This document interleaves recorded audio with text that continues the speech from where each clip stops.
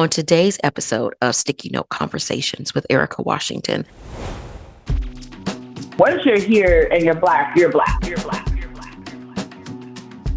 America does not have a self-esteem issue. I don't even experience a great America. So why do I hold it in such esteem? We were very much taught this, us versus them.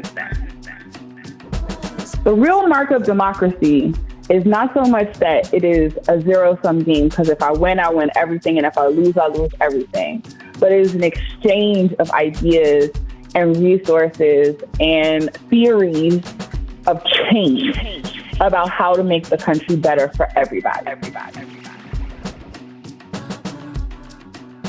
Okay, so I am honored and really, really excited to have Shakya Cherry-Donaldson, the founder and executive director of 1,000 Women Strong, on Sticky Note Conversations. And the introduction I'm going to give is the canned introduction, the introduction you'll find on her website. But as usual, I'm going to let Shakya introduce herself, how she identifies. But this fabulous lady is a community organizer, constituency mobilizer, and movement builder. Shakya's mission and ministry is to build the beloved community. She has worked on issue-based candidate campaigns in 13 states, including as statewide deputy field director for the Stacey Abrams 2018 gubernatorial run in Georgia. She's founded 1,000 Women Strong in 2020. Shakya has cultivated the grassroots and political power of Black women and their allies through year-round field and relational organizing across the country, empowering them to have an impact on the issues that affect their lives. Welcome, Shakya. Thank you. It was my honor and my pleasure to be here in this space. Thank you. And so that was a mouthful, and we said a whole lot, and I'm going to have some specific questions about this particular bio, but I want you now to, tell us who you are. Who is Shakya? Sure. My name is Shakya Cherry-Donaldson. I am a proud native of the South Bronx. And I feel like I always say that, but in this particular moment, it's important to say that when you have elected officials talking about young Black kids in the Bronx and what they know and what their potential is. I grew up in one of the poorest congressional districts in this country. And I am a world traveler. I am a gracious daughter. I am a proud auntie mom. I'm a friend and family to many. I'm an organizer. I believe in the capacity and the power of when people come together for collective change or a collective vision, what that can do, and not just what that can do now in this moment, but in the history of mankind. We have seen progress and peace brought on through organizing. So that's how I identify. That's how I identify. And I think that's beautiful. Yeah. And so I was stalking your LinkedIn a little bit, and I was like, I already knew I wanted to talk to you, but then there was just so much more. And I'm like, this is one well-rounded sister right here. Like, you lived in South Korea and Sydney. Tell me about this little girl from the Bronx deciding to go to South Korea and then to go to school in Sydney. How did that come about? Yeah. So genuinely, I lived in a house on a block that, there's a lot of things going on. There's a lot of things happening outside. But in the house, we had to read and we had to be willing to explore. And that means there were books about the planets and books about insects and books about African history, pre and post-slavery. My mother's favorite tagline was, our history doesn't start at slavery. Our history doesn't start at slavery. Like, our people were here before then and contributed to vast societies before that. Our history doesn't start at slavery. And so I was just interested about people and places and things. So in going off to college and undergrad, I attended the university, Franklin and Marshall College in Lancaster, Pennsylvania. And it was just very important to me that wherever I went had a strong study abroad program. Like I needed to be able to go see some of this stuff that I always learned about and was curious about. And then also in addition to that, growing up in affluent, like at affluent school communities and gifted learning communities and testing school communities in New York, I ran into white wealth early. And I think it's important to say that because I was getting from my peers what access of money could buy. And so not so much intelligence, not brilliance, not even pretty, but like the difference between their family and my family is their family had money. And every winter break or spring break, they were going to Colorado. They traveled heavily. And I was like, that's something I want. I want to be able to get up and go see. And so my travel abroad studying experience started at Franklin and Marshall. I did, I got them to let me go twice, send me out twice.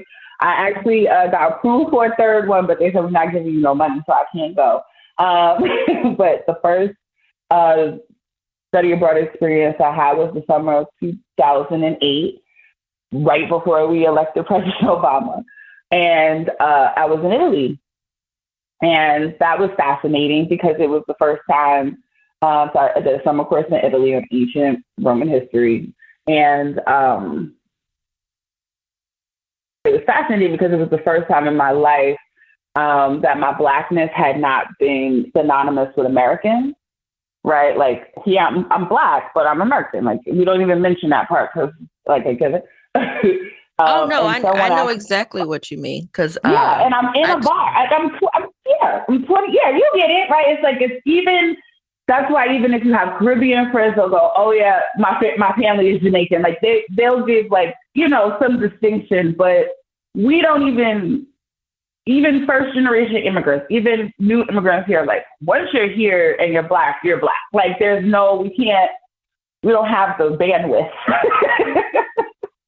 to segregate ourselves like that. So I had never done it. And so I get to Italy and I'm sitting at the bar and this guy is talking to me and he's like, what are you? And I'm like, I'm Black. I'm Black. And like, I answered this like so many times and I'm like, we're having a language issue. And he's right. Like, do you not understand what I'm saying? Yeah. And he's like, no, where are you from? And I was like, oh, I'm American. And he was like, oh, okay, you're American. But that was the first time I had assumed an American identity. Like, I had never been American before I went to Italy. I grew up Black. Oh, no, I completely understand. Not sure if you know, my middle daughter lives in Italy now. She lives in Rome, and she's been there almost 3 years.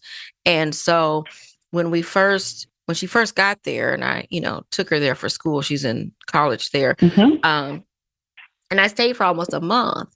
And I tell people, when people ask me, what did I think of Italy, or what do I think of it? And I think that, it's an interesting place. It's a little over romanticized in my opinion, but I think that my identity felt different because, there is a lot of racism in Italy. Yep. But their racism is tied to African people. Yes.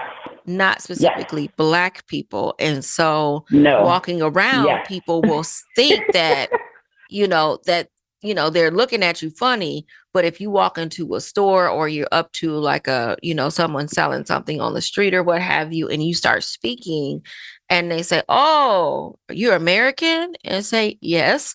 And, oh, where are you from? And I say, Las Vegas. Oh, Las Vegas. Like, it's a whole thing.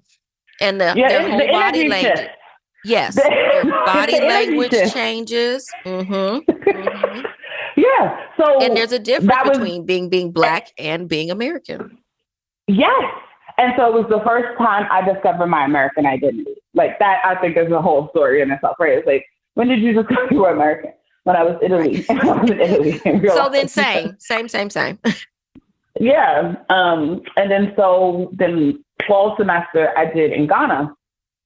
It was my intention to get to the motherland on somebody else's dime. So I did a fall semester in Ghana on West African history or something like that. And then to go from Italy to that was also interesting because as much difference and similarities that I found and that I saw and that I experienced, as many similarities as I found and I saw and I experienced, there were some distinct differences, right? Just culturally or just experientially growing up in the U.S. So that was like the bug. Like I had the bug. I went back. I finished my second semester. I graduated on time. 26 people came to see me walk. You know, it was a big deal. I was the first one in my immediate family to go and finish college, like straight through. So it was a huge accomplishment, but I also graduated in the middle of a global economic meltdown, if that sounds familiar. I also graduated in the middle of a great economic meltdown. And we elect our first Black president. It's all happening real fast. But post-graduation, I go back to New York, and I'm there for a few months, and I'm working, I'm doing some things, but I'm not fulfilled. And I just don't want to be here. So I reached out to a friend who was actually teaching English in Japan at the time. And I was like, how did you do this? And so she gave me the steps in the website, and she said, but if you're open to it, Japan only takes one cohort of teachers a year. South Korea takes two. So look at South Korea too. And I was like, okay. So I go on the website, I fill out the application. Someone calls me at 2:00 in the morning because they don't care nothing about Eastern Standard Time. And was like, do you want to do this? And I applied in November and I was gone by February. And I did not know anything about Korea. I have to say that because people always ask me, did you love Korean history or were you into South Korean anime or did you? The answer is no. It was a Did you like kimchi? Do you like kimchi? No, the answer is no. I didn't know anything. I wasn't abreast of anything. I knew it was a paid program. I knew it was getting paid. I was getting housing. I had the contract. That's what I knew. I knew the contract. So my mom was like, "Are you sure?" I'm like, "I'm sure. Like we're fine. We can do this." And so in February 2010, I left for Korea, not knowing what to expect. How did you feel on your way there? Did it ever hit you before you got there that this was going to be completely different for you? No, because I had just been to I just had done study abroad recently. So getting on the plane to like the unknown, but somebody on the other side knows what's going on. Like, like the teacher knows, somebody's going to know what to do with me, right? So getting on the plane, I didn't feel anxious and I was excited, but I didn't feel anxious. It was the longest flight up until that point I had ever took. It took 15 hours to get to South Korea. And so it was just like, everything felt exciting and new and different. And then we landed, and for the first week, they have all the teachers together, like at a university, for like intake, if you will. Like, get your assignments, like, check your medical records, just intake for the full class of teachers. And when I tell you that is the moment, I would say it hit me. For two reasons. One, people have been planning to come for over a year. And I was like, I decided this 4 months ago. So it was like, I don't know what I should have been prepared for, but that was the first thing that hit me. And then the second thing that hit me was they took teachers from the US, the UK, and Ireland, South Africa, Canada. So that's where they recruited from. They wanted native English speakers, but they also wanted a variation of accent in their country, like because the Korean curriculum, the Korean K-12 curriculum starts English education from first grade through 12th grade. So every Korean student learns English. So they wanted different dialects or accents in the country. So that also was amazing because it was the first time of me communing with young people my own age, but from very different parts of the world. And we were all just kind of dropped off in Korea. So it also expanded my friend base. Like to this day, I still have friends from South Africa from that trip. I still have friends from Ireland from that trip. That experience. I still have friends from parts of the U.S. I had never been to before because of that trip.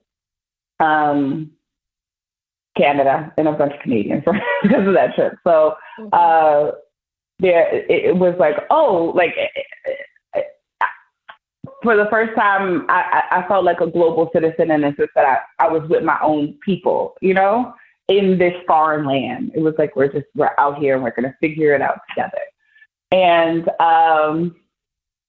then your teacher, like your co-teacher, picks you up, drops you off at your apartment, takes you to get like the first thing of groceries, like make sure you got some milk and some eggs, and then you're alone. And that was new, right? Because like I said, I had been in academic settings prior to this.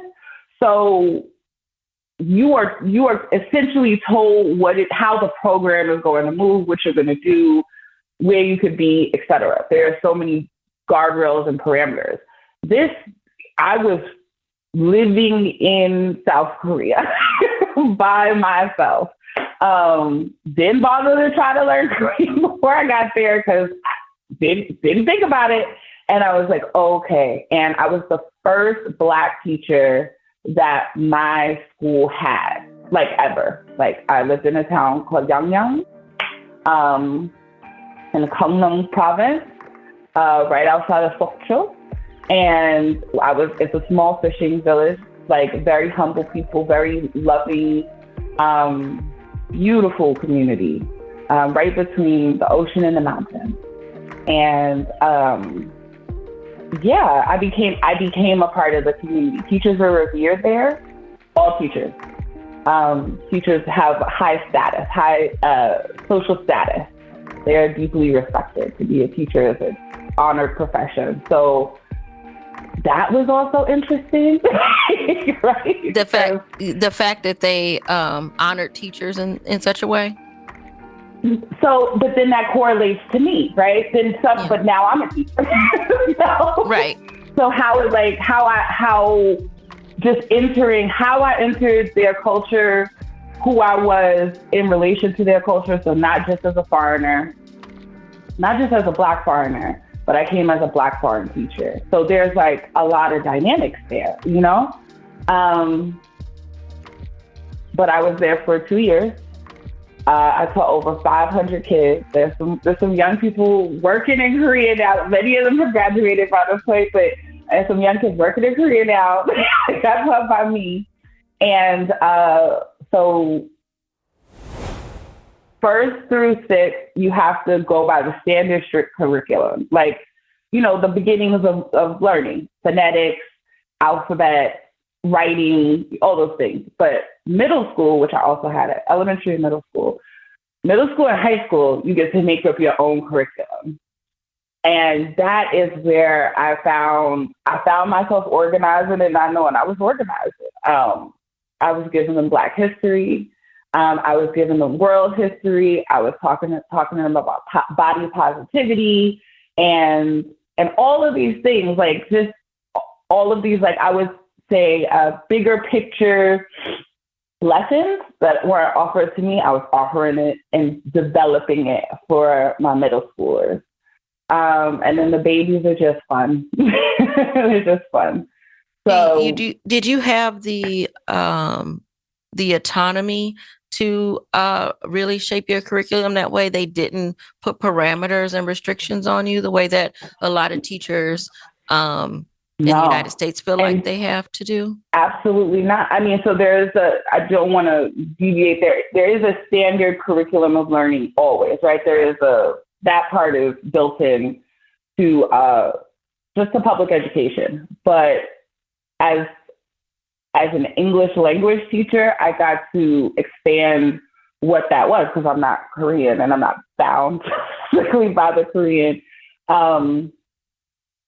curriculum, like the Korean teachers are. So yeah, I had the autonomy. Now there were some lessons I had to get pre-approved. For sure, you have to get some stuff screened. But no, I genuinely, from my teaching community, I didn't get a lot of pushback at all. Not at all. Not in terms of what I taught. And I would say, based on my friends there at the time, none of us did. No, it was come and teach them, because it's also cultural exchange, right? Like that's also the point of the program. It's like, come teach our kids English, but also we want to bring in people from different cultures and from different backgrounds and experiences for them to get exposure to, so that we're not creating a society of homogenous thinkers. And so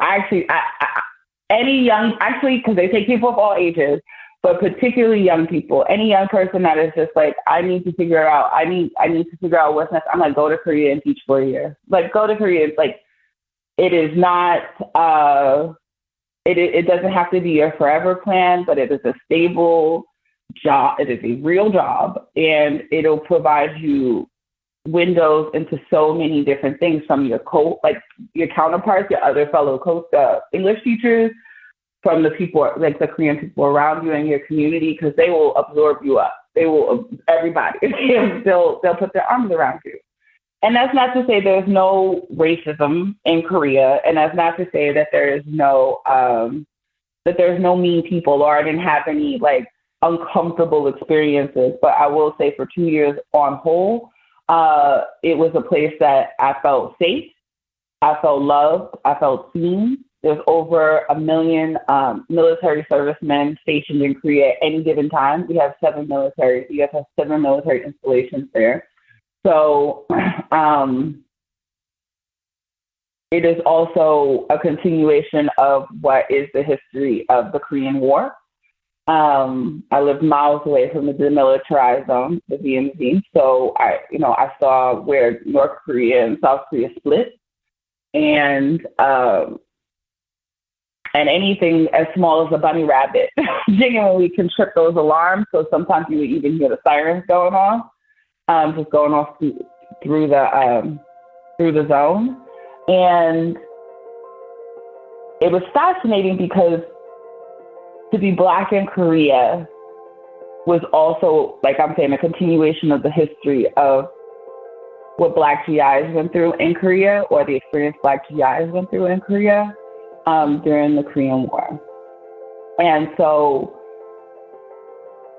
I am a continuation of that goodwill and legacy. And I say that to say most communities that are near military bases is where I could get my hair done, is where somebody was cooking some version of soul food. It wasn't my mama's, but it worked. It worked. It helps soothe you a little bit of some of your homesickness. It helps soothe you a little bit, right? Exactly. Somebody was in there teaching them about lorries, and and the kindness, right? And so I say that because they feel a kinship, ancestrally, right? Historically, there's a kinship to Black GIs who came to help South Korea, who brought our food, our culture, our music, and the me who comes after, right? And is a part of that goodwill and continues that good ambassadorship. You know what I'm saying? So huge. It was huge, and to the point that every time I would come visit home, because now I can identify the language. I know some of the language. I know, like, I can just identify South Korean when I would go into a grocery store or a beauty supply store or anything that I could identify very quickly that was Korean owned. I would greet them in Hangul. I would greet them in Korean in the U.S. And the way their faces light up, and they're like, oh. And I only know what I know. Like, we're not having full-blown conversations, but but just to bring back the respect. And I'm like, oh no, I live there. You live there now. Tell them where I live. And then they get so excited with each other. So I'm like there's a lineage of like connectivity around the world. Like, we are connected, even if it doesn't always present or feel that way in the moment. Yeah, So I and loved it. I loved that it. that made Yeah. me think about asking you a little bit Mm-hmm. of how those your international studies and your experience shaped your political views now. Like, do you Oh, deeply, right? Deeply. Because I have to acknowledge that what we were taught, and this is, I'm going straight through college. We're not even just going to disparage public education. Case of college.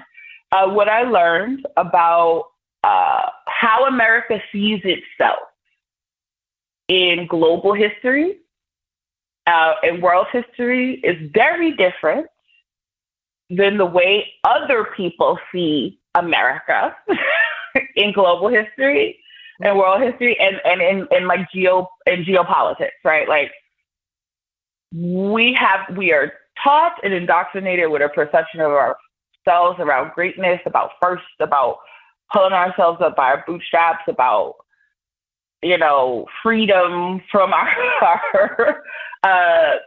from a tyrannical king, right? Like, we have a very packaged history of America, and the rest of the world doesn't see us the way we see ourselves. Well, no, there's a sense of American exceptionalism. Yes. That is very strong. Absolutely. Very strong. We have America does not have a self-esteem issue. No, but I would argue because why? Like, I don't even experience a great America. So why do I hold it in such esteem? We were very much taught this, us versus them, in terms of geopolitics, right? Or we came to save everyone, right? In the very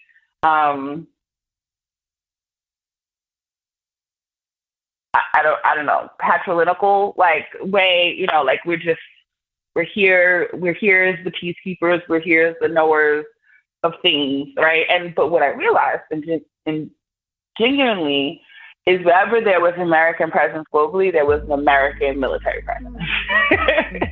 Like, it wasn't like our international might is in our stay ready, battle ready military that we then ship around the world to be a part of other people's militaries. If that makes sense. So yeah, a lot of places that I went, it was combating experiences that they've had with American exceptionalism, or just telling me how they felt flat out, right? In the sense that, like, I don't think it's that great because such and such. And then you got to sit with it. One, you're in the absolute minority, right? Like, you're there. I'm somewhere else. So this is not my, like, okay, I have to sit and listen. And two, I would say I found, I witnessed, I experienced similar struggle for liberation in places. So whether it's the Romani or the Gypsy people in Italy, right, that have been persecuted for thousands of years and and are ostracized, right, in community, or whether it's the traditional tribal differences in Ghana, or whether it's the regional differences, or learning about their geopolitics to, like, Japan and China and Korea, right, versus ours. Like, there was always, like, a widening of perspective and understanding and awareness of how struggle and liberation can look similar, if not just flat out the same, in other places for other marginalized folks, for other folks that don't feel fully seen by the country they call home. And that is what I was like, doesn't quite look the same, doesn't quite smell the same, doesn't, but this is oppression.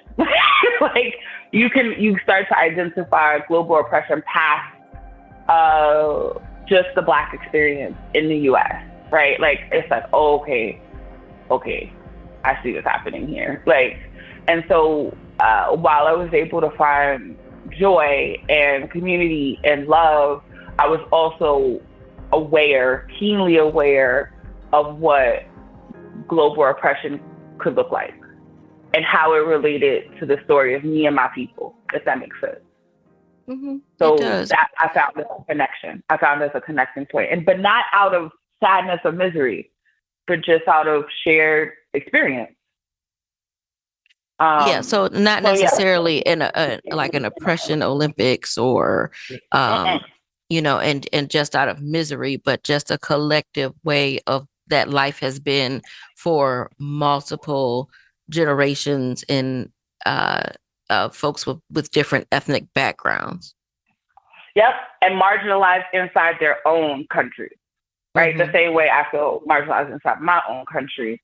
But it did not necessarily have to deal with the transatlantic slave trade or a racial hierarchy as we know it. It can be founded in something different, but it is in fact oppression. It is in fact injustice. But do you think it was still having to do with colonialism?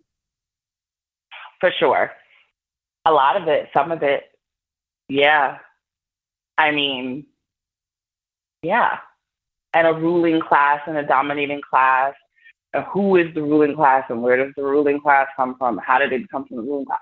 And this is what I'm saying. Like, we just don't have that breadth of information given to us in terms of global history or global, how people live or interact globally.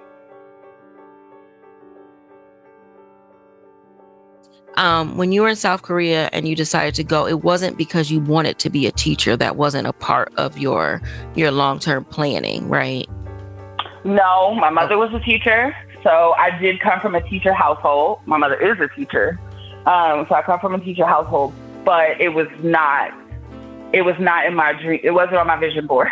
It wasn't in my dream plan. Gotcha. It very much was an employment opportunity to see more of the world. Mm-hmm. So those were the reasons I did it. I will say, in hindsight, I've been teaching ever since. So maybe I am a teacher, but that was my only time in the classroom. That was my only time in K-12 classroom education, was in South Korea. Yeah. And so then what made you go to Sydney for undergrad? Why Australia? So I was ready to apply for grad school. I had been there 2 years and it was fun and it was beautiful and I got to see more of Asia. Like, I got to travel all throughout, but I was ready. I knew I was looking at older people around me and I was like, I could do this. People been here 10 years. I could do this for the rest of my life, but this isn't it. Like, this isn't it for me. So I started looking at grad school. I knew I wanted to continue my education in economics and focus something on the parallel of capitalism or neo-capitalism and movement, right? Like, follow the money was like very much in my head and in my headspace. So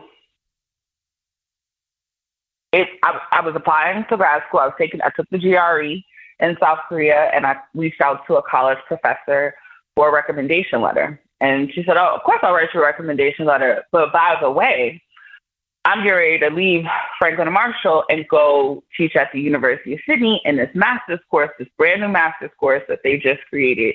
And I think you would be a good fit. I'm going to send you the link. Apply. I'll get the fee waived. You should apply. And I'm like, and they didn't require the GRE and they had a different application calendar schedule than the US. So I applied to Sydney first because of the different calendar. And so I was like, I guess, okay. I mean, okay. And so I just applied. Like, I guess, I believe in good advice. I take fully and firmly that I believe in counsel from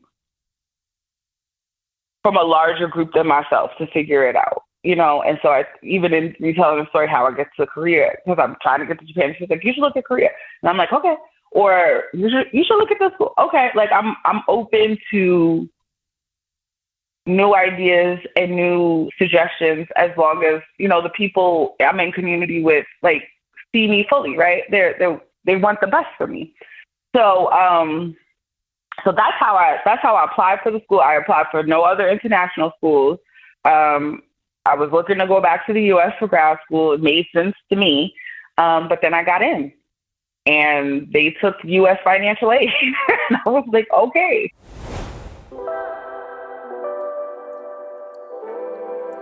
Yeah, I wanted to go do some like large scale global projects, infrastructure projects, social wellness programs. Like I wanted to do it all. And then Trayvon Martin gets murdered.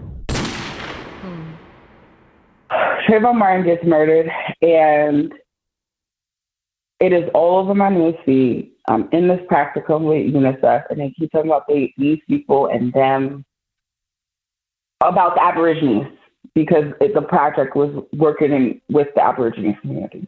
So these people and them, and the Black students at University of Sydney are putting on protests with hoodies on, and it was just like home began to call me. Mm-hmm. I was like, whatever happens next, I need to go home. Whatever happens next, whatever I'm supposed to do, it's time to go home. And it's time to go help my people. And that's what brings me back. I don't have a job when I come back, graduate. Don't have a job when I come back. I don't have like a plan. There's no master plan. I wish I had a master plan. I didn't know. And I want to go work for Dream Defenders. I'm trying to make it to Florida. I'm doing whatever I can to go be with them brothers and sisters in Florida, try to get justice for this young man. And I don't quite make it to Florida, but I land in Nashville, Tennessee, working for the Children's Defense Fund, because their founder and 40-plus year executive director, Marian Wright Edelman, who was the brainchild behind Mississippi Freedom Summer, and who worked alongside Dr. King and John Lewis and Andrew Young and all these civil rights leaders as the young lawyer woman on the bus, right? Just an organizer. She said, we've gotten too far. We're too policy heavy, and we're not connected to the people that we're trying to change for. So I'm starting a few organizing units, and we're going to focus on this particular report they have released at the time. So this is like a 2012 report of the cradle to prison pipeline. And so it was an expansion of the work from the school to prison pipeline. I looked at just the school-age children, and she looked at the Mary Edelman and her team of policy experts, looked at all the social indicators that factor into a child going to prison, starting from birth all the way through the end of their high school education, through their 12th grade year. And it was everything from school graduation rates to zip codes to the parent income, everything. Like they just looked at all of the socioeconomic factors, and they found some key indicators of what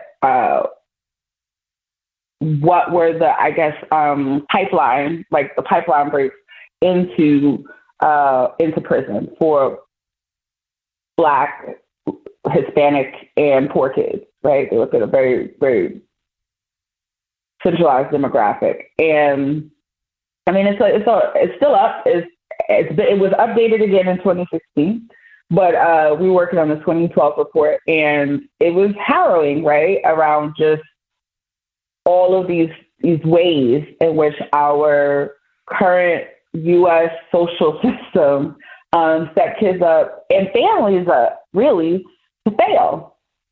And so how could we start to combat some of those? So some of the organizing unit, because it was 5 of us, and some of them worked on faith-based communities. Some worked on prison recidivism, or how to disrupt prison recidivism with returning citizens.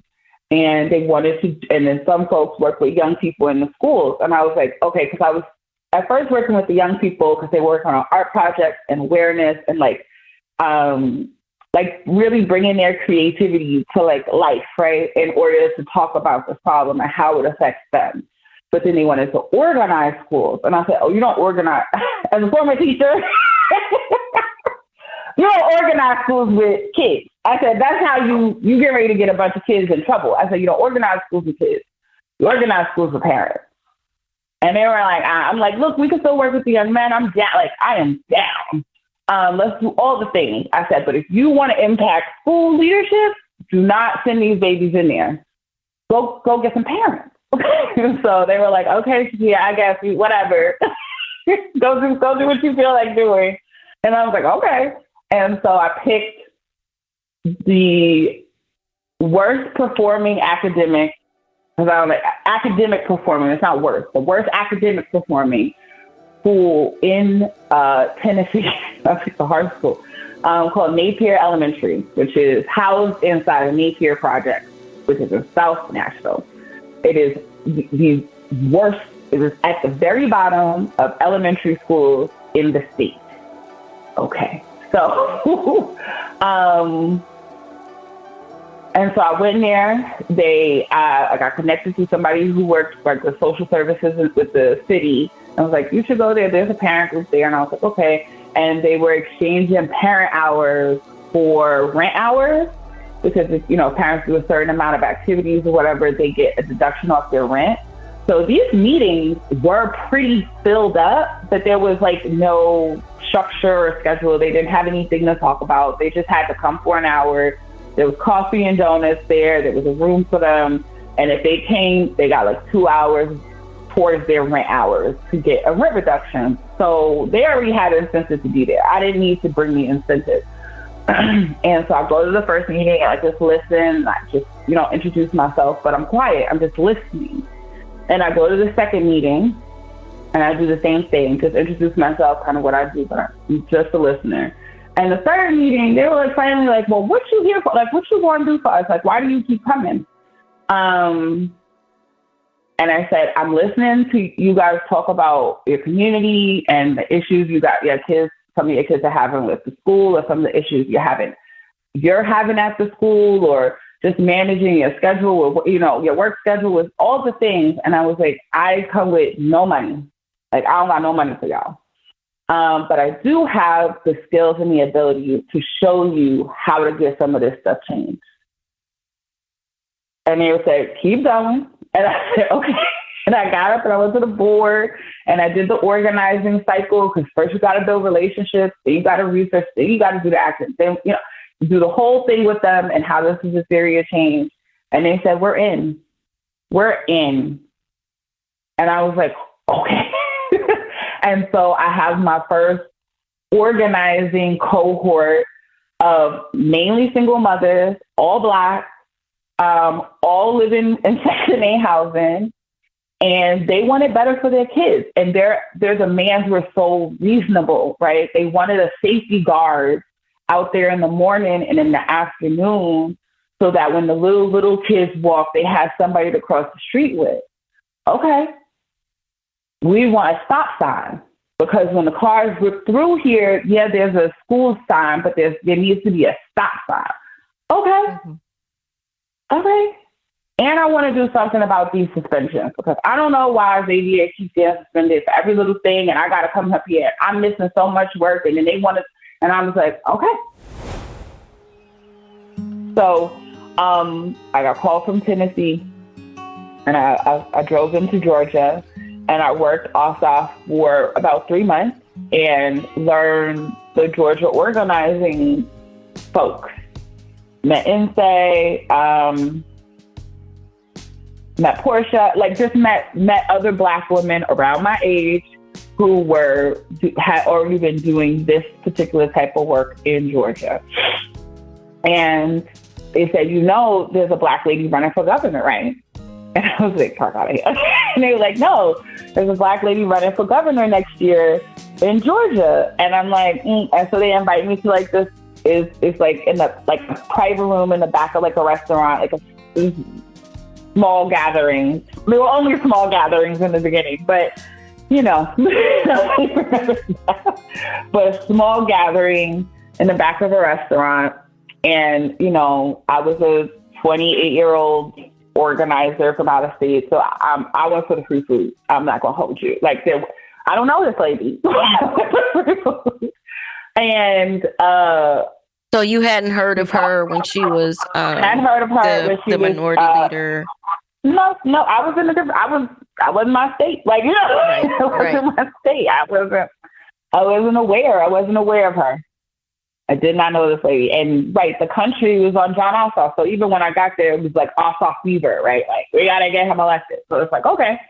But the other Black women, and this is trust Black women, the other Black women who had been doing organizing work in Georgia prior to me arriving, had been doing this long-term vision planning for Georgia prior to me arriving. Where I met them, I became in community with them, but it's this big race coming up, and I'm like, So they invited me to this event. I go, and I'm in the back of the room because, I don't, other than the person that invited me, this is not I don't know these people. This is not my community yet. And she gets on stage and she tells a very early version of what becomes her stump speech.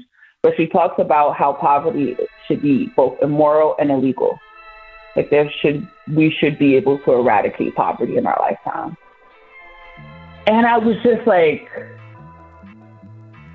yeah, we should.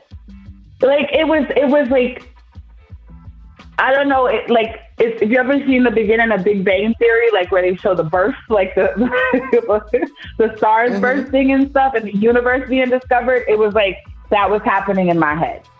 I had now been in political campaigns for a little bit less than a year. I've been organizing since I was 19.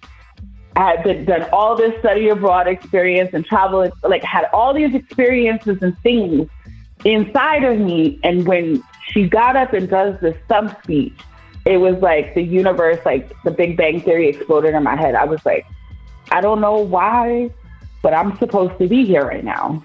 This is what I'm supposed to be doing. This is it.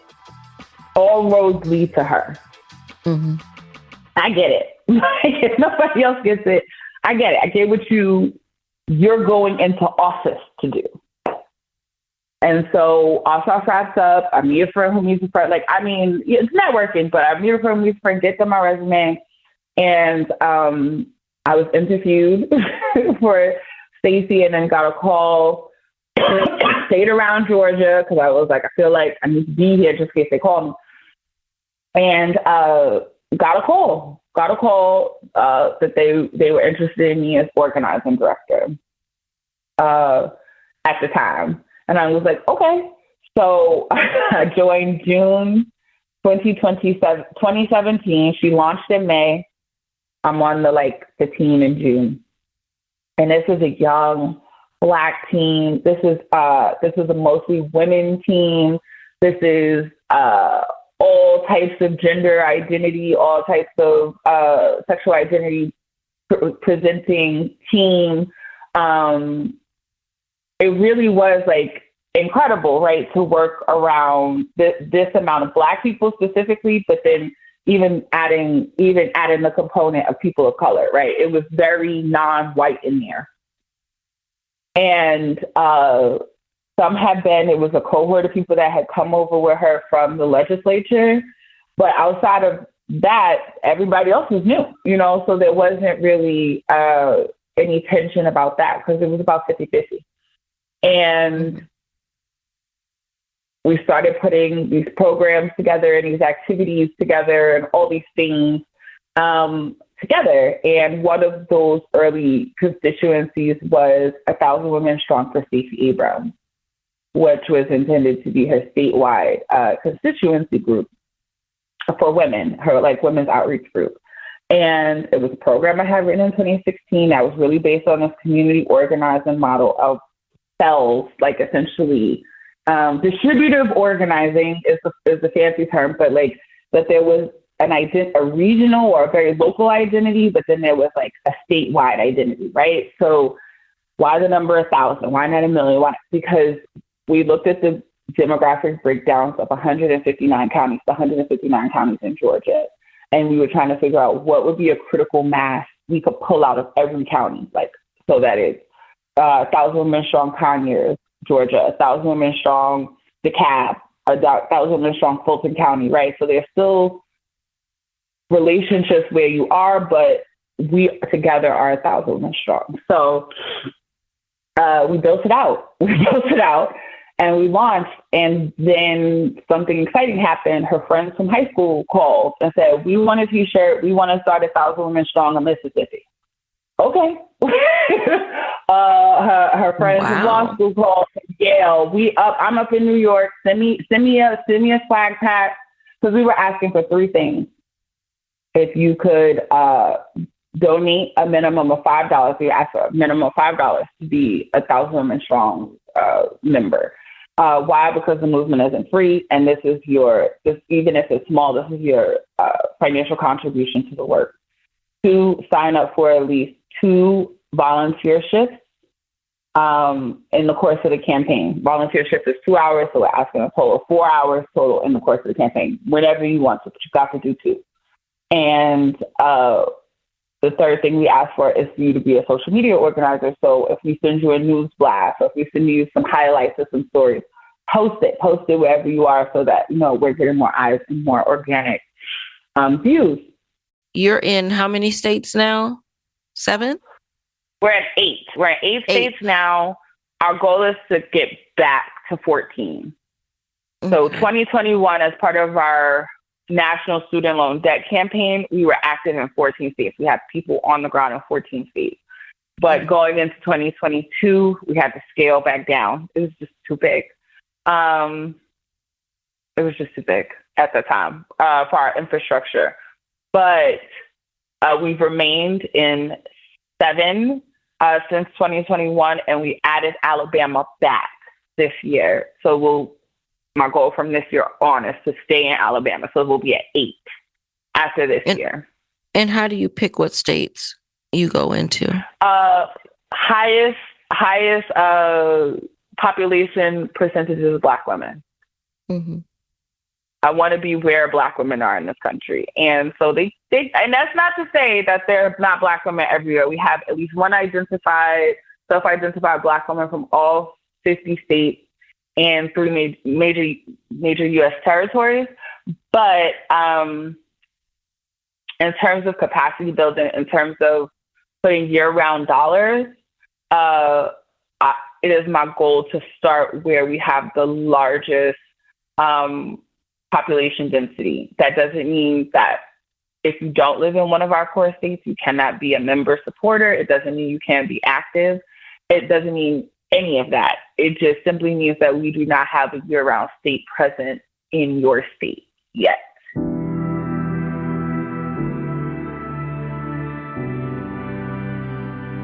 So let me ask you this.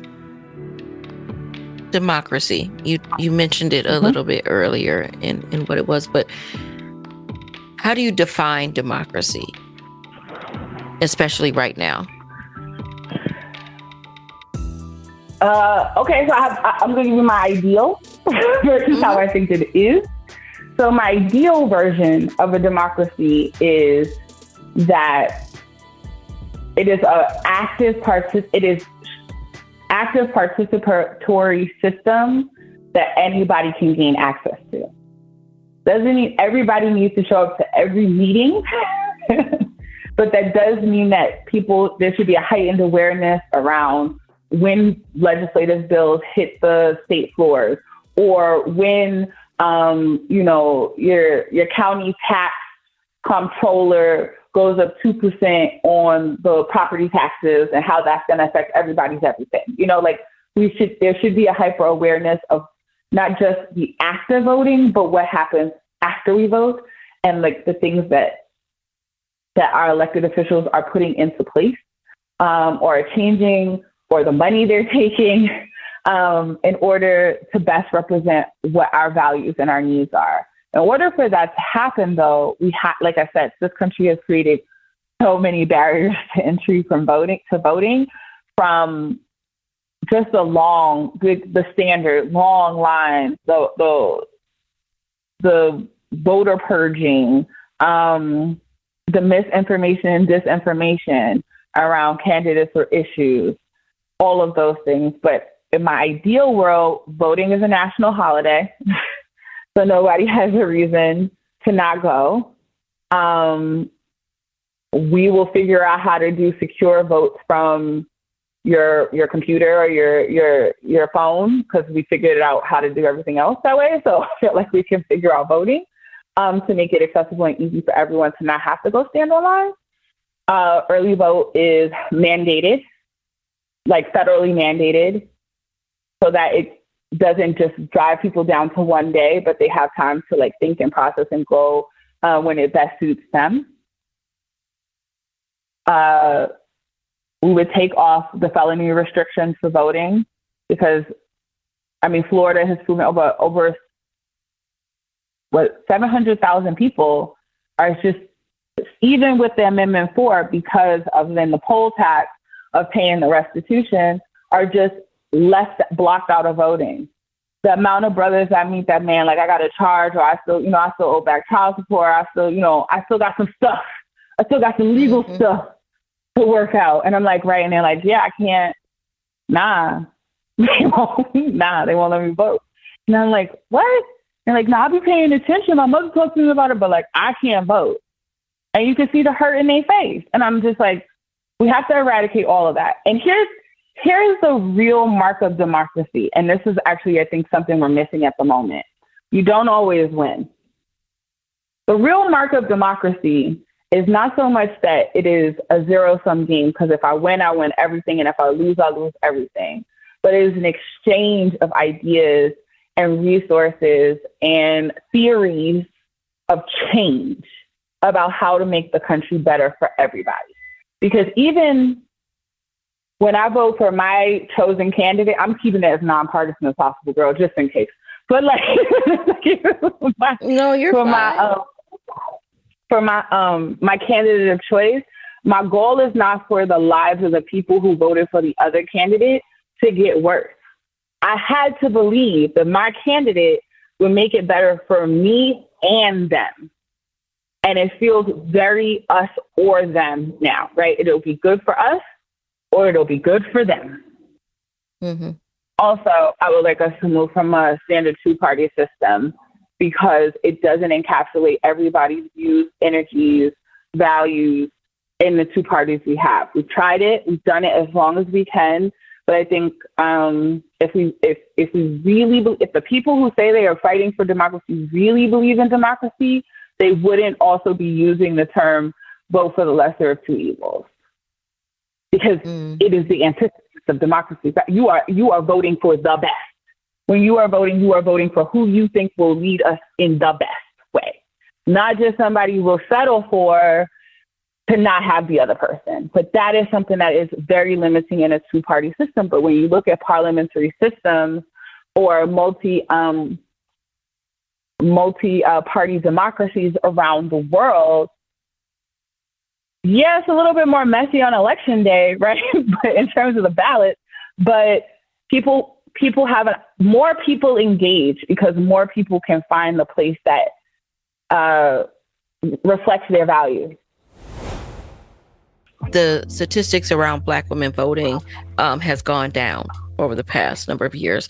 And we also know that Black women have been the, quote unquote, cornerstone of the Democratic Party, and, very loyal and true, and will, are the ones who always turn out. But that's falling off Why do you think that's happening? Because I don't think they see the Democratic Party as a whole, right? Not just the elected that are elected under the party umbrella, but the party as a whole. And so this goes from national to state to local county parties. These entire apparatus of the party, there's a lot of distrust and mistrust to it. There's a lot of disappointment, and there's a lot of internal racism and sexism and misogyny that often goes unaddressed.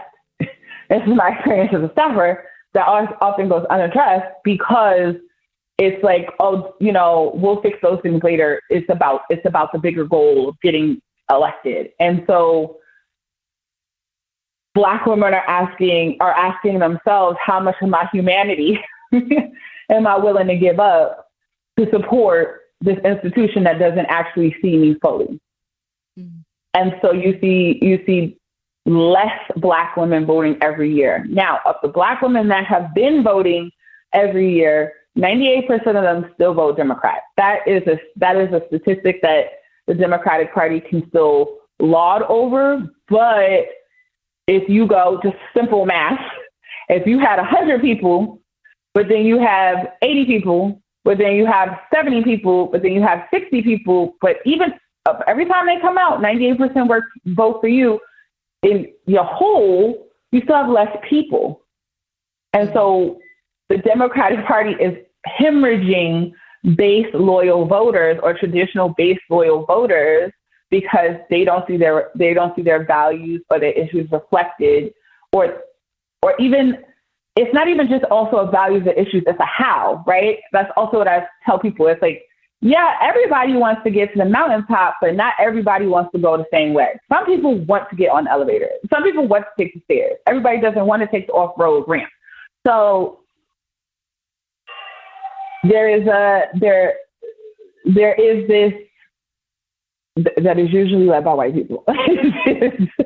There is this calling that is like, no, if we just all get there together, we'll all find peace and harmony. But on the way up, meanwhile, you mistreating me, And so it's like, do I still want to walk this walk with you? Do I still trust you to get me to the mountaintop of equity and justice for all if you can't practice it up the summit? That's why less Black women are voting. That's why there's a deep fear that deep fear by the Democratic Party. It's not my personal fear, but it's deep fear by the Democratic Party that we'll see a lot of independent third-party candidates pick up these voters, because the reality is they have new options, but that challenges our current two-party system. More options for people to see themselves more fully challenges our current political structure. And I believe that our current political structure, by any means necessary, even if it means tearing this country apart, wants to hold on to the amount of power they have and not share it at that level either. Do you think the Democratic Party is hearing this? The powers that be, are they hearing? No, that's message? Why I left. I'm gonna be honest. That's why I stopped. Personally, that's why I stopped working on that side. Mm-hmm. Because I came up in an age where, you could fight from the outside, or you could get inside and change just from the inside, change an order from the inside. And there are plenty of brilliant, talented Black women who are older, who are more seasoned in this work, who came before me, who I met in my journey and said, don't come to me, don't do this. This is a mess. Don't do this. Mm. Yeah. I think there are times I wish I was warned. I'm happy. I genuinely, I don't have any, I have worked for some phenomenal candidates. I have worked for candidates I believe in. I have worked under policies and values that I stood firm in, and saw how people were constantly mistreated. And I could no longer stand in line with that. And so if I'm going to do it, I'm going to do it for the people, with the people. That doesn't mean we do not engage in political power. This is all about power. And it doesn't mean that we don't support good candidates, right? What it means is that we are not beholden to that institution's values and beliefs about us. We have set out a mission and standards of values and beliefs about ourselves that we want you to fulfill. And the exchange, the transaction for that is our vote. So, I said something similarly at one of the conferences we were at, and I spoke on the main stage, and I had said that speaking more towards both the party and funders, particularly about this dance that we have to do as organizers, as Black women, as executive directors, and how it doesn't feel like folks really actually want to dance with us, and that we're trying to keep up and try to dance with them on their terms, and it doesn't work. And so, you'll have people who say, but this is the biggest election of our lives. It's the most important election of our lives, which is said with every election. And with all of those issues that you just ran through around, which are all very much true about not wanting to have to pick between the lesser of two evils, and wanting to be heard and wanting to be seen, and want to feel like after the election, you're actually still going to pay attention to my needs and what our community has been begging for, basically for decades, that you have people who are either going to sit out or they're going to vote for someone else. And they're like, well, you can't do that because we have to get past this. And it feels like an abusive relationship. It feels like there's always a promise that something is going to change, and then that something never happens. And here you are again, come, middle of November with a black eye again. Yep. Oh, I mean, come end of September, by September 30th, you're going to see nothing but Black programming. Oh, yeah. And they won't give us the dollars. It won't be from us, they won't give it to us. It won't be FUBU. I believe in FUBU, for us, by us. I believe in it as from an institutional place, because until we have equitable power structures to challenge white supremacy, all we are is doing is chipping away at it, right? I believe in legacy organizations and the importance that they've had in this country, but I am fully supportive of Black leaders and Black leadership building institutions and capacity and power exactly where they are for their communities. Because if we don't, we will constantly be at their beck and call, it's feeling real stuff and such. It's 2024, working as part of the Democratic apparatus that says they believe in a multiracial democracy, that wants to redeem itself for the vestiges of slavery, and how this country was very much built, on a racial class hierarchy system. Those people, I'm not even talking about the other people. Those people make you step and fetch it. And so I will say my role in this, and I'm happy I have so many Black women mentors that have a hand holding me up, just metaphorically have a hand holding me up and training me for this, because my role in this iteration at this organization is to bear the brunt of it. My role is to have to deal with donors who still feel like this is a charity system, or some benevolence activity, and long-standing institutional bodies such as the DNC, I have to take the brunt so Black women can be brilliant. At least behind the ones behind me. You know what I mean? Like, no. You don't get to come into this house with none of that. You could deal with me at the door. But once you step foot in this house, you are in a safe space for Black women. And the second you are not a safe space, safe resource, safe access point for Black women, I'm kicking you out of my house.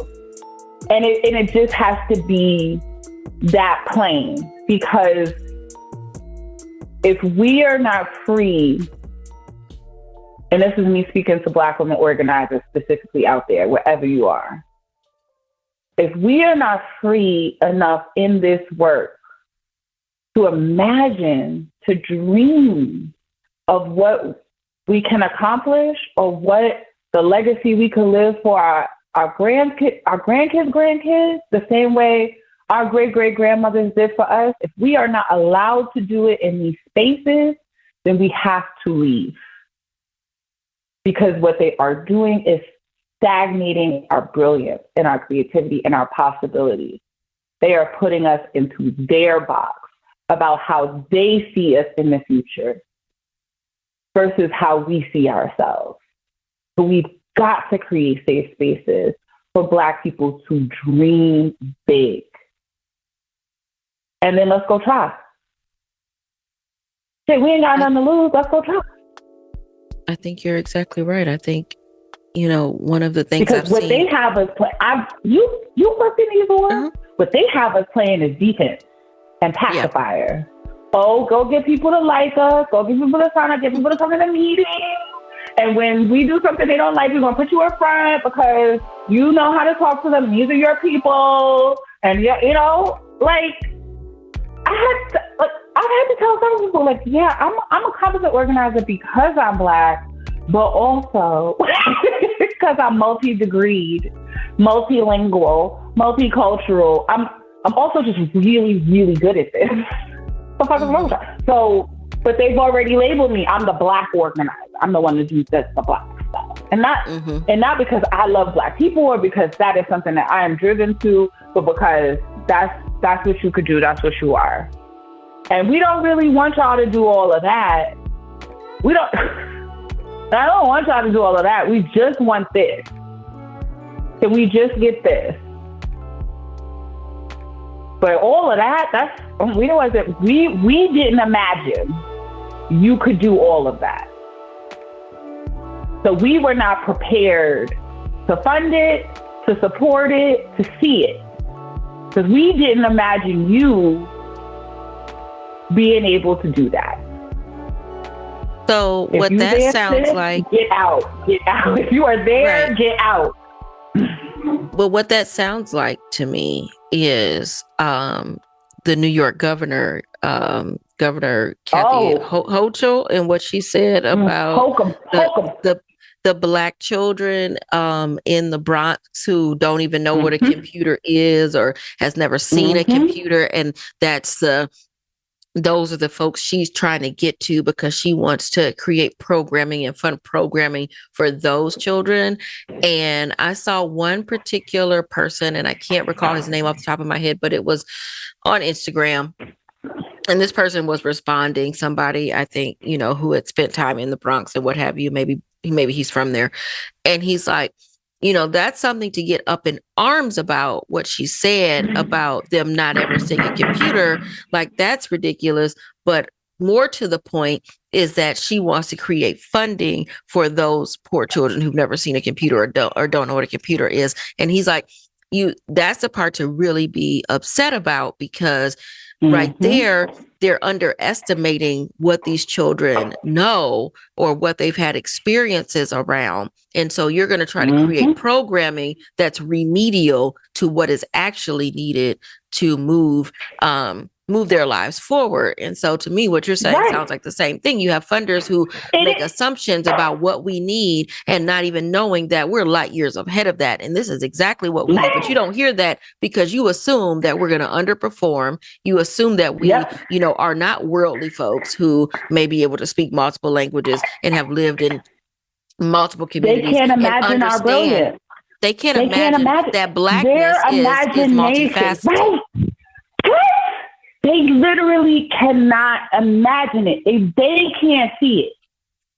That's why on Black Twitter or, your Black threads on your social media groups, we are posting we still posted the first PhD engineer from such and such school, or first graduate, first Black valedictorian at such and such high school. Because Black people, we always imagined ourselves as brilliant. We always imagined ourselves as as big, right? Just big, big. Josephine Baker, big, big. I too can have the spotlight. Not all the time, not every day, but when it's my time, I'm ready. And there's room they can't for all imagine us in the light, and there's room for us. They can't imagine us there. Their collective imagination does not see us.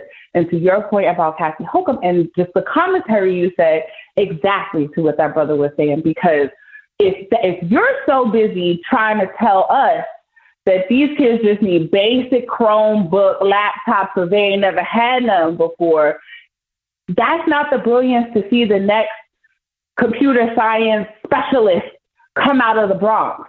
Because they actually didn't need a little laptop. They needed the most high-powered computer because their brain can process math and coding so fast that they need to be out there with the people in Silicon Valley guys.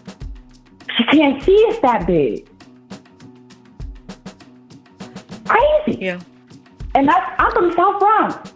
She was not only was she talking about me, but 20 years ago she was talking to me. Mm-hmm. And now she's talking to your old schoolmates' children, basically. Yeah. Yeah. And how offensive. Yeah. Yeah. And how limiting. Ugh. Yeah, and limiting on all parts, but especially on her own. I mean, it's limiting on your own thoughts. How can you be the governor her own part and be so limited in your own thinking? And the possibility for all the people you serve. Yeah. Because this is what I'm saying. Does Kathy Holcomb win governor without votes from the Bronx? She wouldn't be running again, I'll tell you that much. She wouldn't win not from a vote from the Bronx. Right. So I want to get ready to wrap up because we have been talking for a while. And, one thing I like to do is I like to ask people a random question. And so this random question comes from a book that I have called 3,000 Fun Questions. So I need you to pick a number between 1 and 3,000. 23. Okay. Keep it low. All right. Let's see where we're at with number 23. Okay, number 23. In 1919, the Great Molasses Flood killed 21 people in Boston. What amazing, interesting, and obscure historical facts do you know? Okay, this is it doesn't have to be it doesn't have to be correlated in any way to the Great Molasses Flood. No. Just random, it just right? wants to know, do you know anything interesting that might be obscure to other folks? Okay, so this is random. I just learned this when I went to France. And so there was a huge, what was the year? About 100 years ago, there was a huge crop virus for wine vines all through France. Like everything except this one small little isolated region, it just spread like wildfire, that all the vines died.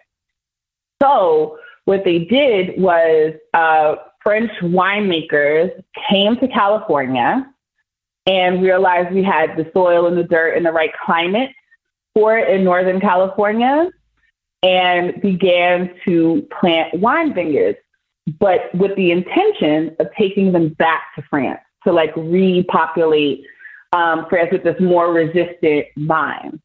So most of the vines, not every single one, but most of the vines in France that we get French wine from are native California wine vines. I thought that was fascinating. Well, look at that. I thought that was fascinating. I mean, it is. You would know. Like, cause, and look, that is some knowledge to flex, especially if you are at a fancy wine party somewhere. Right. I learned something. I was just here for the wine, but I walked away and was like, well, so most of the wine here is from California. He's like, no, it's French wine. It's all French. It's French standards, but you guys produce a more resistant wine vine, and so we after the great loss, right after that virus spread, we all the family vineyards. So all the family vineyards transplanted California vines back into France to restart their wine growing population. Yeah. Well, and look how we can all figure out a business way to make this industry stay afloat. Like we have to work together across, international lines and all of that. So that says a lot of things can still be done and be done well. Yep. If we really so a lot of those. If you go to Napa, Sonoma, anything like that, and those are usually American families or whatever, but at some point they partnered with a French vineyard to help. And that also is because they brought the knowledge. Thank you. Thank you so much for this. No, thank you, Shakya. I've learned so much. And, there's just a lot more conversation I think that we could have. We could break down some of the stuff that you talked about, and maybe we'll be able to do that, at a future date, especially as this election rolls around. As we get closer, there's so much nuance to organizing work, movement work, and electoral work, all of that. And so, as you are creeping back up to your 14 states or wherever it is you want to get to, I think that there's so much more to explore. But I want to say thank you for the work that you're doing, that the passion that you bring to it, and that you are centering Black women. And I'm sure people have asked you, why Black women, why not all women, X, Y, and Z. And I think you've articulated that answer already well enough. But, to be able to do that and not start out as this was going to be your career. I tell people all the time, I didn't know this could be a job. I didn't know this was a career to have. And so now that I'm here, I feel, blessed and highly favored, as, a lot of folks like to say. And I am honored and know I'm in a position of privilege to be able to organize alongside with and for Black women for the resources that they need in order to thrive and live their best life. And you get to do the same thing, and I get to run into you at various conferences throughout the year. And I have been on the conference track forever this year. Yeah, I mean, are you going to Committee on State at the end of the month? I don't know. Oh, at the end of this month? No, I don't think it is. But but I was going to say, wasn't that just there? But that was something else. I was at Council on Foundations, I think. But regardless, yes, I think we will have to coordinate schedules. The name for me. Right. We're going to the Council of Foundations. Right. I'm like, I was somewhere. They give themselves big names. They give themselves a big name. That's all. I'm like, that's a big name. That's a big name. But y'all, that's Sticky Note Conversations. We shall see you on the next time. Take care, y'all. Thanks for listening to Sticky Note Conversations with Erika Washington. Hosted and executively produced by Erika Washington, with music, mixing, and editing by Black Gypsy LLC. Special thanks to KUNV 91.5 in Las Vegas. This show is powered by Make It Work Nevada, a project of Tides Advocacy.